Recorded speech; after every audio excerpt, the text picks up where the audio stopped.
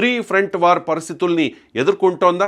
పశ్చిమ బెంగాల్ నుంచి ఉత్తరప్రదేశ్లోని సంబాల్ వరకు సరిహద్దుల్లో సైన్యం కదలికలు పెరిగాయి. ముఖ్యంగా బంగ్లాదేశ్ సరిహద్దుల్లోని 7 సిస్టర్ స్టేట్స్ అస్సాం నుంచి త్రిపుర దాకా ఇండియన్ ఆర్మీని హై అలర్ట్లో ఉంచారు. యుద్ధ విమానాలు సిద్ధంగా ఉన్నాయి.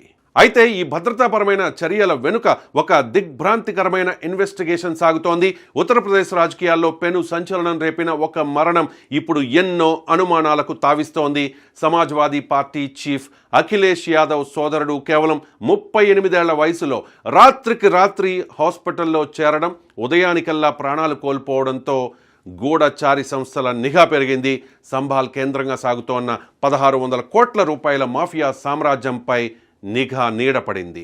వ్యాపార లావాదేవీల పేరుతో సాగుతోన్న ఈ నెట్వర్క్లో ఐఎస్ఐ ఫండింగ్ ఉందన్న ఆరోపణలు విస్తుగొలుపుతూ ఉన్నాయి. వెస్ట్ బెంగాల్ నుంచి ఉత్తరప్రదేశ్ వరకు విస్తరించిన ఈ ముఠా డ్రగ్స్, హవాలా, హ్యూమన్ ట్రాఫికింగ్ వంటి అరాచకాలకు అడ్డగా మారింది. అధికారులు ఉచ్చు బిగించడంతో సంబాల్లోని చాలామంది నేరగాళ్లు రాత్రికి రాత్రి నకిలీ పాస్పోర్టులతో గల్ఫ్ దేశాలకు పారిపోయారు. ఎంతటి భారీ నెట్వర్క్ దేశ భద్రతకు ఎంతటి ముప్పుగా మారిందో అర్థం చేసుకోవచ్చు. ఇక సరిహద్దు దాటితే బంగ్లాదేశ్లో పరిస్థితి మరీ ఘోరంగా ఉంది.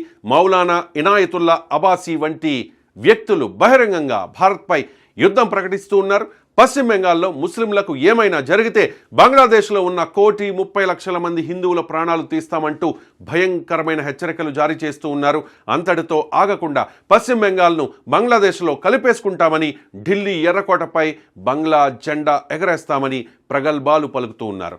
1979లో ఏ దేశాన్నైతే భారత్ విడిపించిందో అదే దేశం నేడు భారత్ అస్తిత్వాన్ని సవాల్ చేస్తోంది.